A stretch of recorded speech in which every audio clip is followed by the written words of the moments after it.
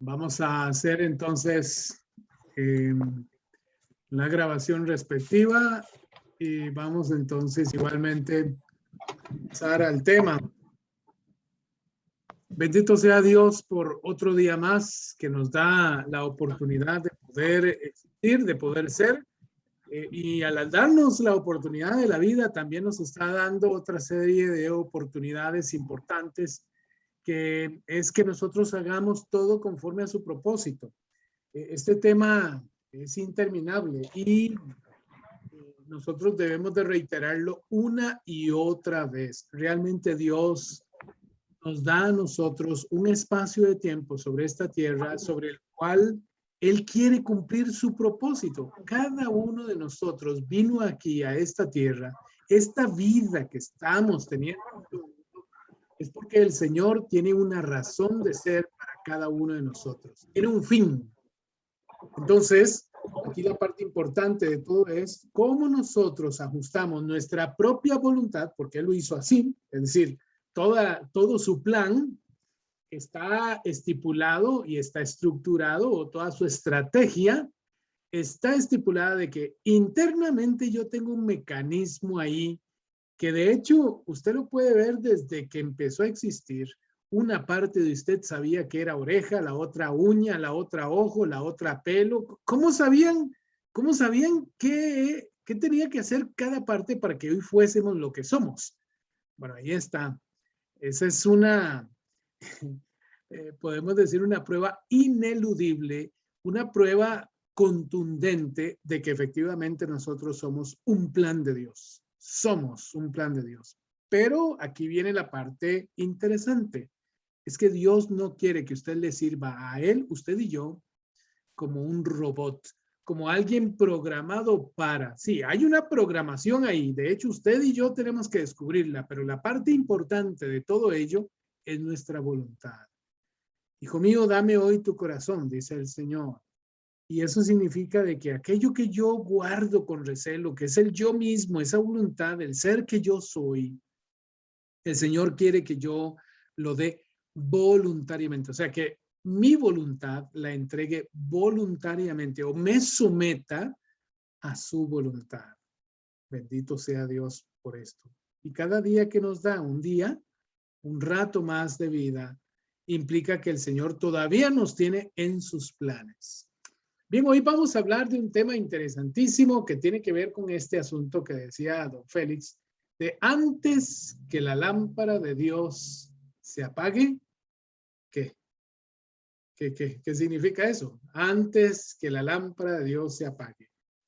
Bien, y todo está basado precisamente en Samuel, primera de Samuel, capítulo 3, versículo 2 y sucesivos. Vamos a leer varios. Ahí dice así. Leo en la Biblia latinoamericana para ustedes. El joven Samuel servía a Yahvé bajo la mirada de Elí. En ese tiempo la palabra del Señor era o escasa, también puede decirlo así, y las visiones poco frecuentes. Ese día estaba Elí acostado en su cama, sus ojos estaban tan débiles que ya no veía. Todavía no se había apagado la lámpara de Dios y Samuel estaba acostado en el santuario del Señor, allí donde estaba el arca de Dios. El Señor lo llamó, Samuel, Samuel, y respondió, aquí estoy. Corrió donde Elí y le dijo, aquí estoy, ya me llamaste. Elí le respondió, yo no te he llamado, vuelve a acostarte. Y Samuel se fue a acostar. El Señor lo llamó de nuevo, Samuel, Samuel. Se levantó y se presentó ante Elí. Aquí estoy, le dijo. Pues que tú me llamaste. Y yo no te he llamado, le dijo Elí. Hijo mío, vuelve a acostarte. Samuel no conocía todavía al Señor. La palabra del Señor no le había sido todavía revelada. Cuando el Señor llamó a Samuel por tercera vez, se levantó y se fue a ver a Elí. Aquí estoy, le dijo. Ya que me llamaste, aquí estoy. Elí comprendió entonces que era el Señor quien lo estaba llamando al muchacho. Y dijo a Samuel, ve, anda a acostarte. Si te llaman, debes de responder. Habla, Señor mío, que tu servidor escucha. Samuel se fue y volvió a acostarse. Entonces el Señor entró, se detuvo y llamó, igual que las otras veces anteriores, Samuel, Samuel. Y Samuel le respondió, habla, que tu servidor está escuchando. Wow. Hermosísimo esto de la palabra de Dios para nosotros, que nos ayuda muchísimo a poder entender lo que el Señor quiere hacer. A todos nosotros, a todos, Dios nos llama con un propósito. Nadie está fuera de los planes de Dios. Nadie. Tal vez usted podría decir, bueno, yo no soy estudioso. Yo no tengo títulos. Yo soy una persona sencilla. O al revés, yo tengo tantos estudios que no creo. No, ya yo sé muchas cosas. Yo no creo que Dios me llame. Dios llama a todos. Y así lo podemos ver nosotros en la palabra. Cuando llama a diferentes tipos de personalidades. Vea, en este caso llamó a un muchachito. Casi un niño, en realidad, un niño. Y un niño que estando en la casa de Dios, no sabía que era Dios quien le hablaba ahí mismo. Y realmente me llama mucho más la atención la otra parte de un adulto que en realidad, conociendo que era Dios, él en realidad no escuchaba a Dios. Es más, ya no escuchaba a Dios, ya no tenía ningún interés por las cosas de Dios. Muy interesante y muy doloroso. Porque aquí a continuación vamos a estar hablando sobre varias de las circunstancias que rodean precisamente este texto. La primera de ellas tiene que ver precisamente con los antecedentes. Estamos hablando, en este caso, de la serie de situaciones que anteceden a este llamado de Samuel y que representa en Samuel, en esa personita que tal vez cualquiera podría despreciar, incluso el mismo Elí. En que, qué raro, ¿para qué Dios lo llama a él si él es un niño? O sea, él está a mi cuidado. Aquí tiene que prestar mucha atención usted en el sentido de que Dios nos llama a todos, solo que no siempre escuchamos o no sabemos ni siquiera que esa era la voz de Dios. Tiene que llamarnos mucho la atención porque de hecho Dios siempre nos va a llamar. Eso es un hecho. Dios nos va a llamar. Vamos a ver cómo se da este entorno en la situación de Samuel, de su llamado y de las circunstancias que median en toda esta situación, porque él, ese muchachito, representa un cambio en la situación del pueblo de Israel. El pueblo de Israel estaba pasando por una situación de mucha oscuridad. Usted lo escuchó, al menos leyendo conmigo, si es que buscó verdaderamente la Biblia. Dice la palabra de Dios, empezando nomás el pasaje del capítulo 3, que el joven Samuel servía al Señor bajo la mirada de Elí, o sea, estaba bajo el cuidado de Elí. Y en ese tiempo, oiga el contraste, es decir, no es solamente una situación local, póngase a pensar en un niño, digamos en sus hijos, ahí en su casa, con usted, con su familia, y ahí cuidándolo y todo, pero ahí en ese momento, esa hora, ese instante, Dios está llamando a ese niño para un propósito especial. Lo está escogiendo, lo está eligiendo, ya lo ve maduro, ya lo ve con la parte del llamado. Y Dios nos llama a todos siempre, siempre. Tú escuchas la voz de Dios. Yo les digo que también yo quisiera, yo anhelara poder escuchar audiblemente la voz de Dios. Sí sé que Dios me ha llamado en sueños y sí sé que también Dios me ha llamado a través de su palabra y lo sé porque lo tengo aquí dentro de mí, que el Señor me llamó para cosas grandiosas. Bueno, y aquí estamos sirviéndole al Señor. no tengo un certificado, no sé, una universidad no me dio un título. Tengo títulos, pero no tengo ese título que diga, este es el certificado de Dios, comprobando de que efectivamente Él te llamó. Pero Dios me ha llamado. Eso lo sé. Ahora lo sé. Antes no estaba muy seguro. No sabía qué era eso del llamado, ¿no? No sabía qué significaba. Estaba muy parecido a lo de Samuel, ¿verdad?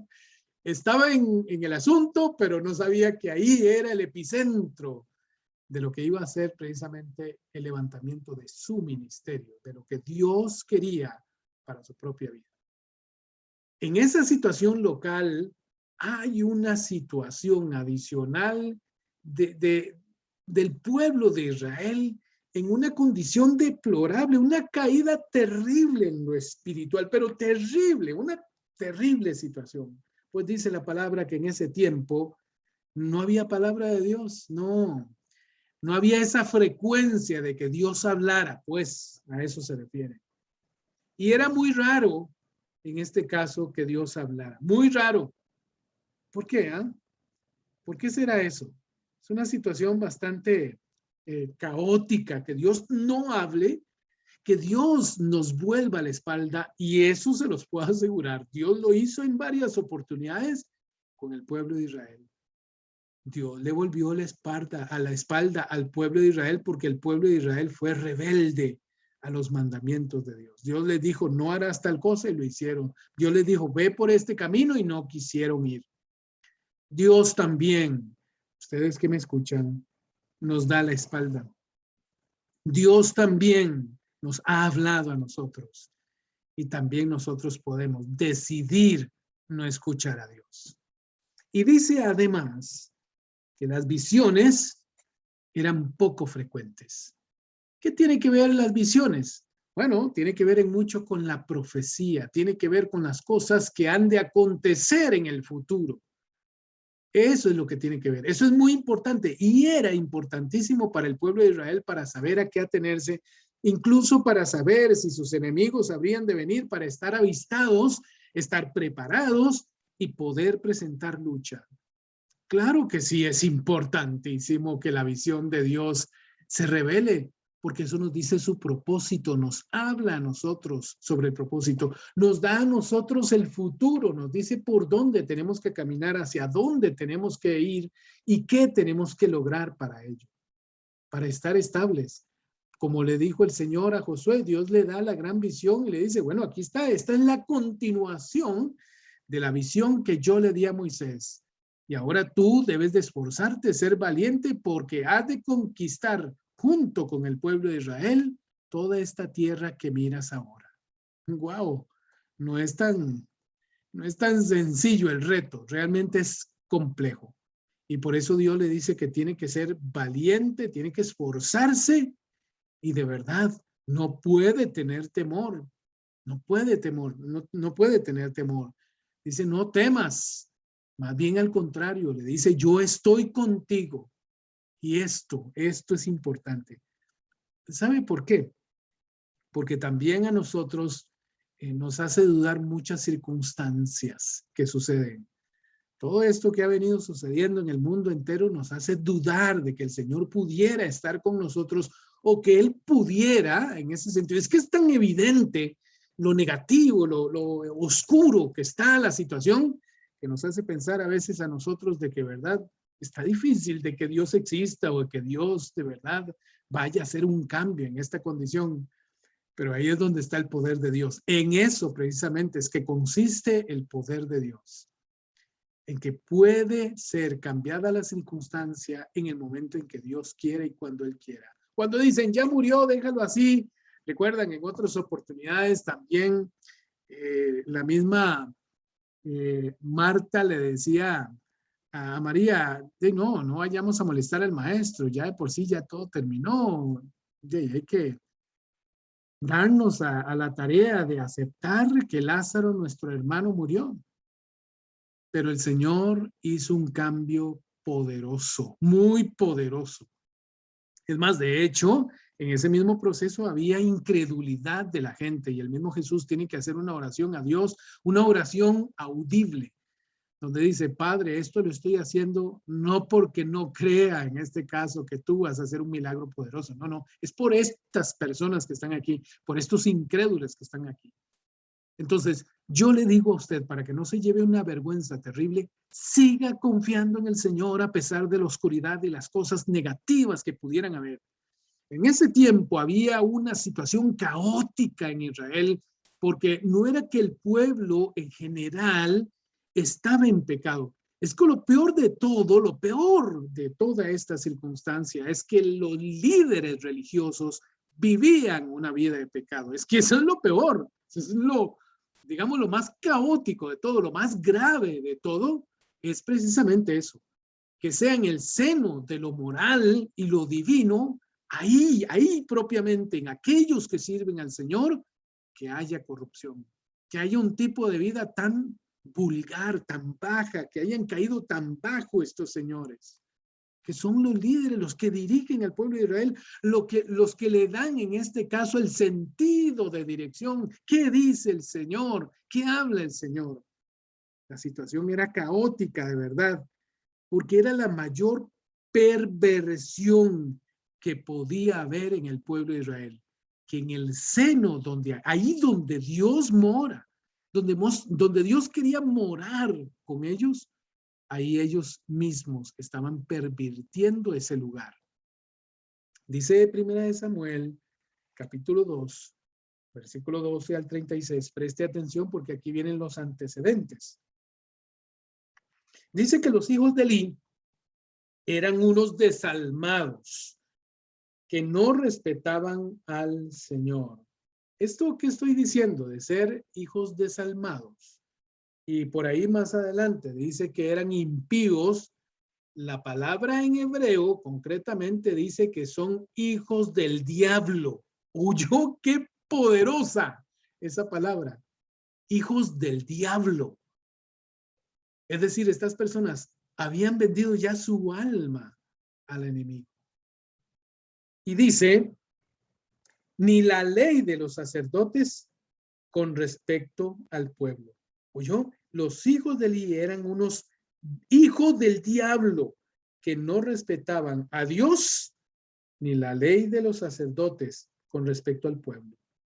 Cuando alguien, por ejemplo, ofrecía un sacrificio, venía el sirviente del sacerdote mientras se estaba cociendo la carne y con un tenedor de 3 dientes picaba en el caldero o en la olla o en el cántaro o en la vasija, es decir, cuando ni siquiera se había cocido, o sea, ni siquiera lo habían puesto propiamente a que se cocinara. Tal vez estaba ahí en unas ollas afuera y llegaba nada más con un tridente y tomaba una buena parte de ahí. Bueno, y ahí voy. O una vasija, y todo lo que picaba el tenedor era para el sacerdote. Así se hacía con todos los israelitas que iban a Silo. ¿Qué significa esto? Eso para nosotros no significa nada. Es que resulta ser que el pueblo de Israel, precisamente Dios le ordenó a través de Moisés de que ellos tenían que estar ofreciendo animales de acuerdo a la posibilidad que ellos tuvieran, la posibilidad económica, pues todos podían sacrificar, ese es el punto. Todos podían y todos debían. Entonces, ellos tenían que ir y sacrificar a un animal con la intención de poder sustituir. De hecho, así lo hacían. El sacerdote llegaba y oraba al Señor antes de sacrificar al animal, es decir, antes de matarlo y después cocinarlo y que todo ese olor subiera hacia el cielo. Lo que hacía la persona que traía el animal es que ponía sus manos sobre él en acción de que ese animal iba a ser el sustituto por lo que realmente era la obligación de esa persona que ponía sus manos sobre el animal de tener que llevar a cabo, es decir, su propia muerte. Entonces el animal era un sustituto. Aquí la gran diferencia con Cristo es que Jesucristo al hacer un sacrificio lo hizo una sola vez y para siempre. Ya no era sustitutivo, era de limpieza en términos generales. El animal llevaba el pecado y tenía que ser sacrificado. Quien tenía que sacrificarse o morir por el pecado, pues así lo dice la Biblia, la paga del pecado es la muerte, era precisamente el hombre, esa persona. Pero Dios les dio un espacio precisamente de antesala a lo que habría de ser con la muerte de Jesucristo. Y era que ese animalito habría de sustituir, no eliminar, no eliminaba el pecado, simplemente sustituía el juicio que había sobre esa persona. Bueno, esto era tan sagrado, tan importante, tan respetable, que los hombres hacían este acto, esta ceremonia con mucha solemnidad, con mucho temor y temblor. Recuerden, si ustedes pueden leer la palabra de Dios, verán que la persona que lo tomaba muy a la ligera e irrespetaba aquello, podía perfectamente morir. Es más, moría por esa causa. ¿Y cuántos murieron? Muchísimos, dice la Biblia, en el desierto. Una vez que se tomó ya la ley. ¿Por qué? Porque había que tener disciplina entre las personas. Hoy muchas veces el tema de Dios se toma muy a la ligera y hay que tener mucho cuidado porque nosotros vamos acumulando ahí, como dice la palabra, en el caso de Elí, dice que Elí vivió 40 años. Y oiga, todo ese tiempo que vivió fue porque Dios le quiso dar la oportunidad de que él se pudiera arrepentir, él y sus propios hijos. Y Elí nunca quiso hacerlo, no le dio la gana, no quiso. Y aquí lo vamos a hablar también. Bueno, esto del sacrificio era tan importante que la gente sabía que no podía ponerse en esas cuestiones de qué es lo que quiere sacrificar y que no, esto me lo llevo para la casa. No, no, no. Usted sacrifica todo. Al sacerdote había que darle siempre una parte. Y esa parte, digamos, era para que él pudiera comer decentemente. Él vivía de eso. Ese era su salario. Aquí es donde viene la parte interesante. Pues dice la Biblia que él escogía lo mejor, ese sacerdote, los hijos de Elí, escogían lo mejor del ganado, del animal o de lo que iban a sacrificar para sí mismo, para hacerse sus propios asados personales. Y espérense porque todavía falta más para hablarles con respecto a eso. Dice incluso, versículo 15, incluso antes de que se quemara la grasa, llegaba el sirviente del sacerdote y decía al que estaba ofreciendo el sacrificio, dame carne para asársela al sacerdote. Él no aceptará carne cocida, sino únicamente la carne para asarla. Y si alguien le respondía, espera primero a que se queme la grasa, luego toma lo que quieras, le replicaba, no, no, no, no. Tienes que dármela ya enseguida y si no, la voy a tomar a la fuerza. Tal era la gravedad de la falta de respeto, de esa solemnidad, de esa ceremonia solemne que de verdad ya había llegado al colmo y Dios ya no lo iba a permitir más. Esa falta de respeto, dice la Biblia, hacia Dios y falta de respeto a la ley de Dios con respecto a lo que Dios ya había mandado, Dios no lo iba a permitir más. El pecado de esos muchachos, dice la Biblia, era tan grande a los ojos del Señor porque desacreditaban definitivamente esa manera de cómo llevar a cabo la ceremonia del sacrificio de estos animales. Recuerden, es que el punto más importante, el punto medular y el punto álgido de esto era ese animal va a sustituirme a mí porque yo merezco morir y lo va a hacer este animal, este inocente animal, lo va a hacer por mí. Dice que el pecado de estos muchachos era grande, era grande. Y dice además, versículo 18, Samuel era todavía un niño, estaba al servicio del Señor y llevaba una vestimenta de lino. Su madre le confeccionaba todos los años una pequeña túnica que le llevaba cuando subía con su marido para el sacrificio anual.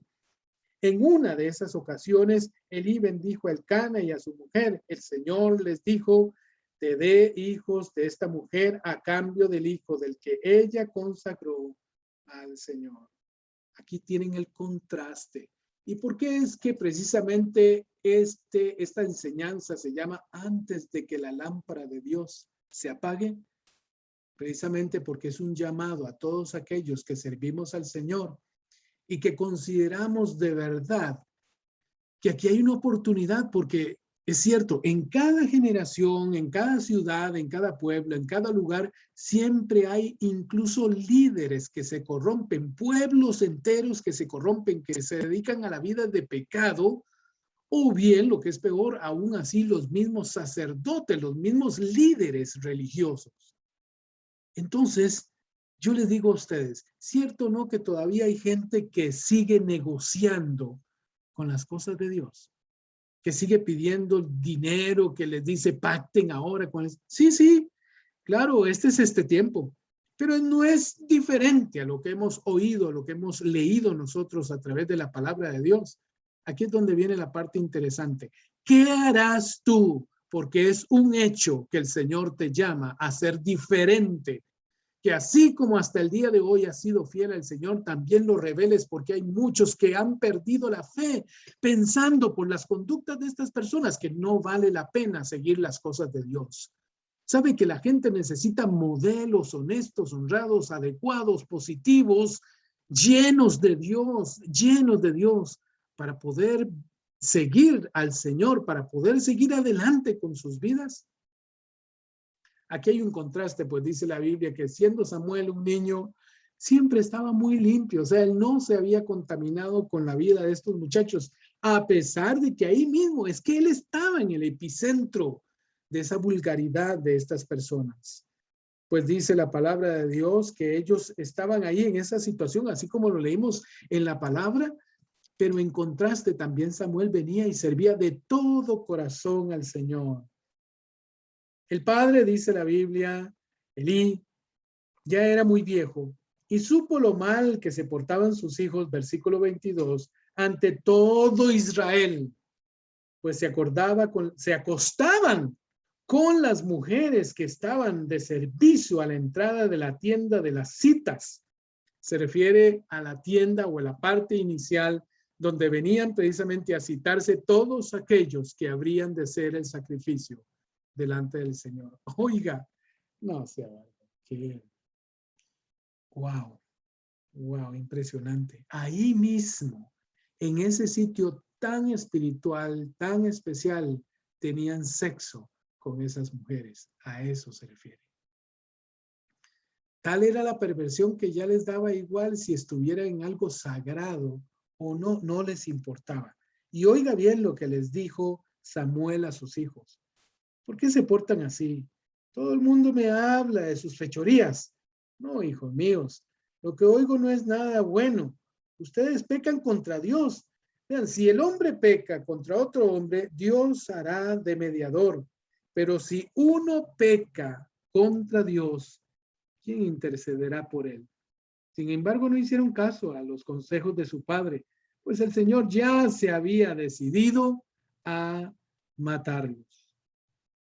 Samuel, dice la palabra en el versículo 26, mientras tanto, o sea, en paralelo de esta situación tan vulgar, tan indecente que había, tanto día como día crecía y programaba tanto a los ojos del Señor como a los ojos de los hombres.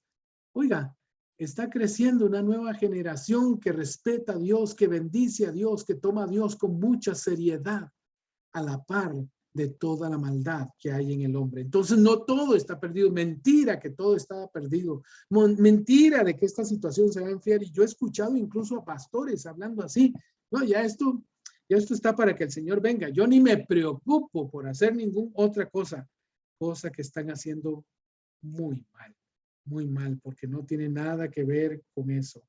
Es impresionante esto. ¿Eh? Póngase a pensar usted sobre esta situación y vea y compare el desenlace de todo esto. Dice la Biblia, versículo 27, que un hombre de Dios fue a ver a Elí y le dijo, escucha estas palabras de Dios. Me di a conocer claramente a la casa de tu padre cuando estabas en Egipto con las órdenes de Faraón. Lo elegí entre todas las tribus de Israel para que fuese mi sacerdote, para que subiese a mi altar, quemara el incienso y llevara el efod delante de mí. Me di de la casa de tu padre todas las ofrendas de los israelitas que sacrifican por medio del fuego. ¿Por qué ahora desacreditan los sacrificios y las ofrendas que he ordenado en mi casa? Has tenido más miramientos con tus hijos que conmigo. y has dejado que engorden con lo mejor de las ofrendas que presenta el pueblo de Dios. Por eso, esto te dice el Señor, el Dios de Israel. Yo había declarado que tu casa, la de tu padre, permanecería para siempre en mi servicio, pero ahora, dice el Señor, se acabó, porque honro a los que me honran, pero los que me desprecian serán menospreciados. Vendrá un día en que te romperé los brazos a ti y a la familia de tu padre, y ya no habrá más viejos en tu casa.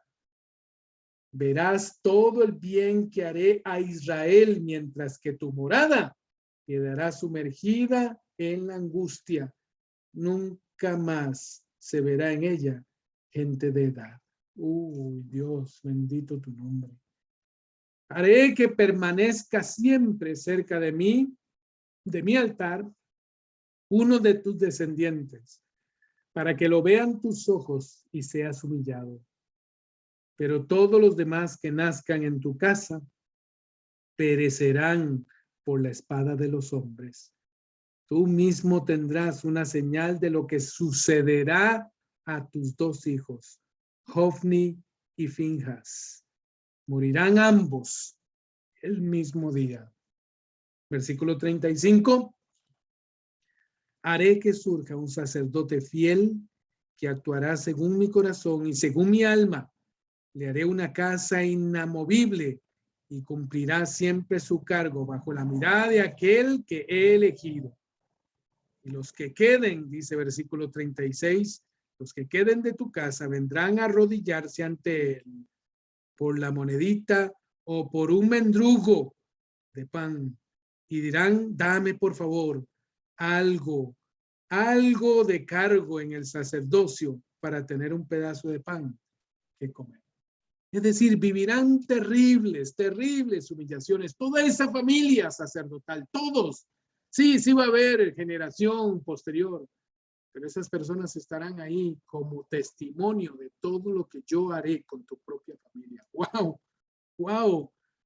Y es cierto, la palabra de Dios era escasa, como dice la palabra. Los mensajes del Señor eran muy escasos, pero extremadamente puntuales y poderosos, porque eran contundentes en contra de lo que estaban haciendo los hijos de Elí y la tolerancia que tenía Elí hacia sus hijos. Como bien lo dice el Señor, es que todos ustedes son unos gordos, todos ustedes son unos obesos con todo esto que han venido haciendo, aprovechándose de lo mejor de las cosas de Dios para provecho propio, cuando yo nunca he dado ese tipo de orden. Todo lo he pedido para mí y nunca tampoco les he dejado a ustedes sin sustento, porque ya el Señor había establecido una ley donde decía que los sacerdotes tenían que vivir precisamente del altar, pero no aprovecharse del altar como si fueran Dios y tomar todo lo que hubiese en posesión para beneficio propio.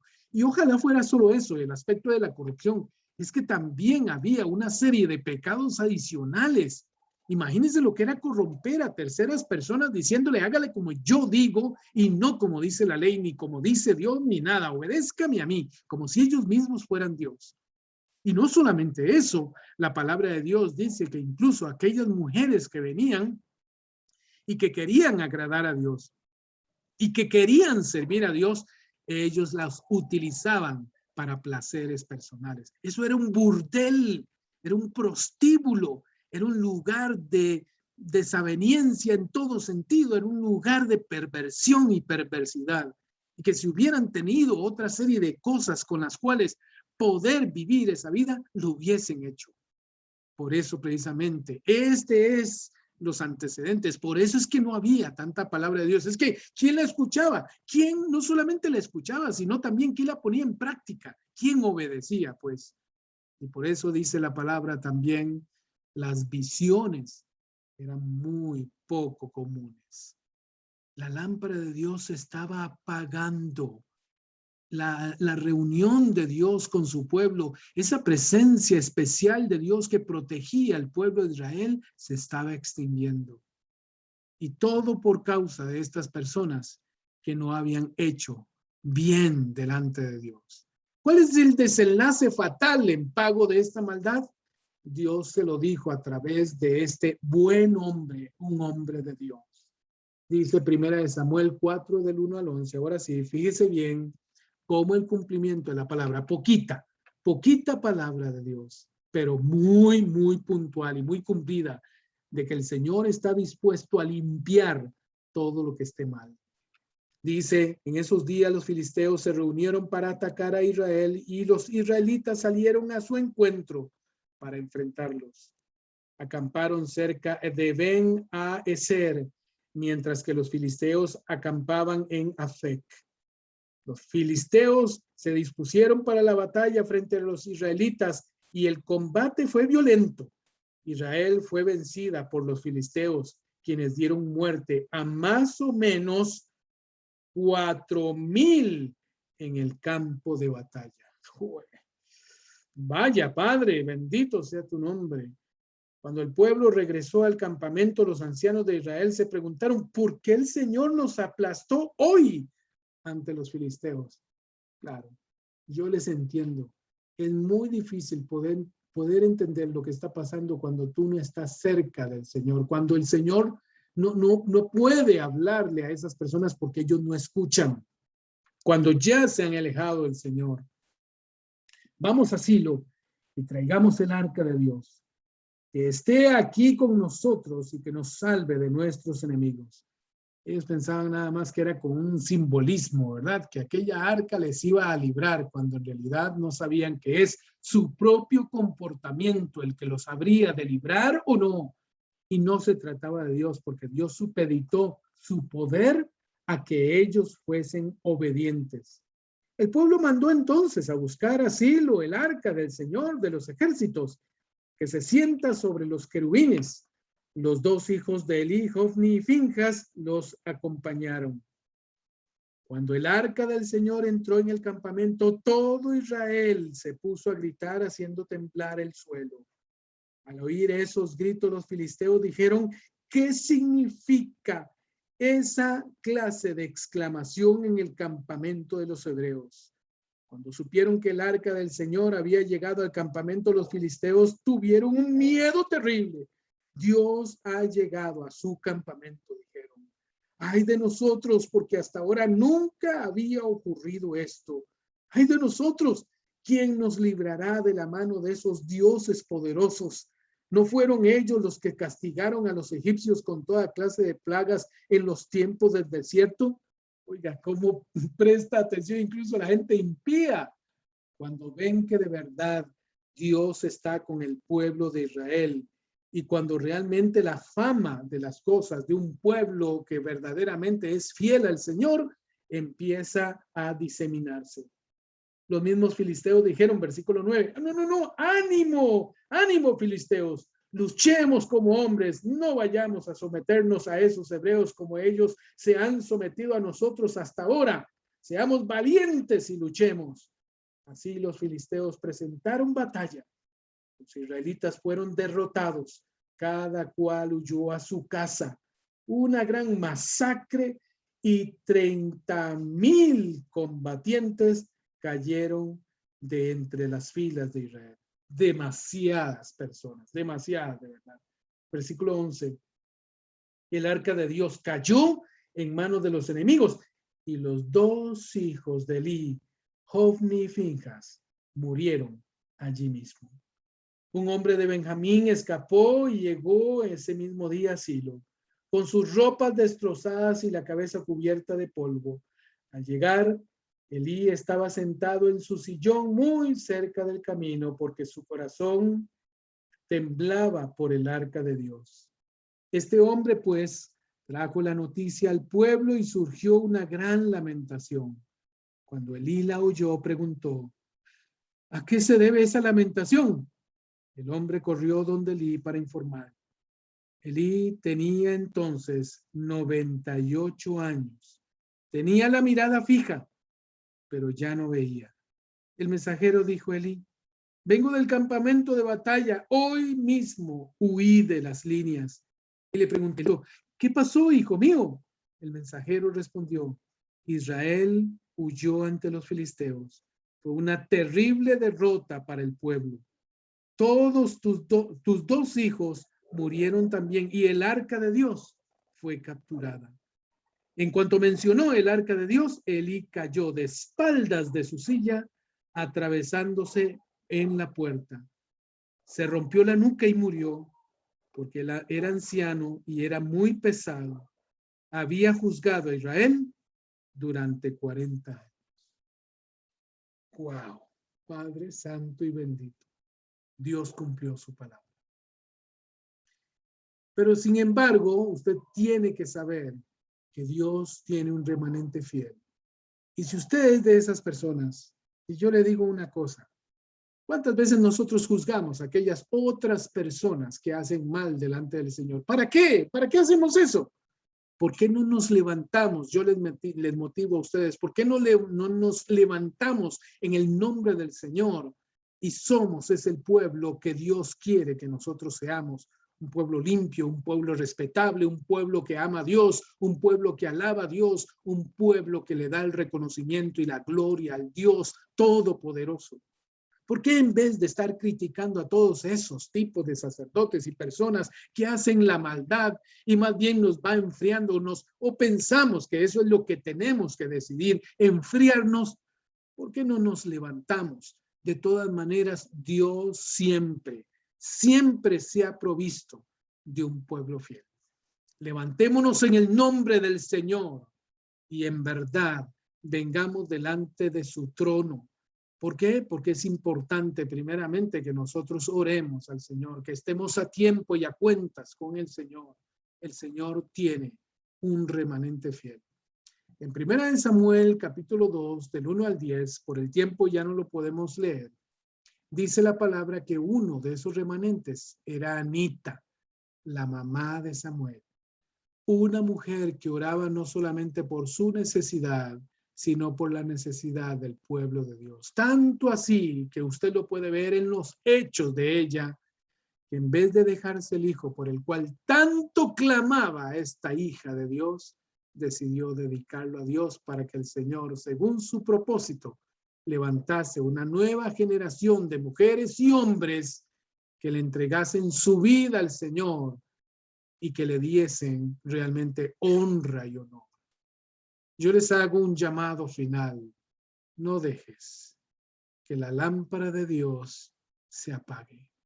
No esperes, tú no critiques a esas personas que están haciendo tan mal, que no les interesa las ovejas de Dios, se interesan por ellos mismos. Todo su mensaje es para vanagloria. Yo he hecho, yo he logrado, yo he venido, yo he llevado. ¿Para qué? ¿Para qué, hermanos, seguir en ese sentido criticando a estas personas cuando tenemos la gloria de Dios delante del Señor y nosotros hemos sido fieles a Él? ¿Por qué no levantarnos nosotros y hacer un llamado a todas aquellas personas que han venido y están con una sed grandiosa, grande delante del Señor, una sed de querer servirle a Dios, de querer estar con Dios, de querer manifestar la gloria de Dios? ¿Cuántas personas hay que incluso ni siquiera conocen de Dios? Como el caso de Samuel. Están ahí y no saben qué hacer, están en las congregaciones y no saben qué hacer porque no se quieren ir, porque quieren servirle honestamente al Señor.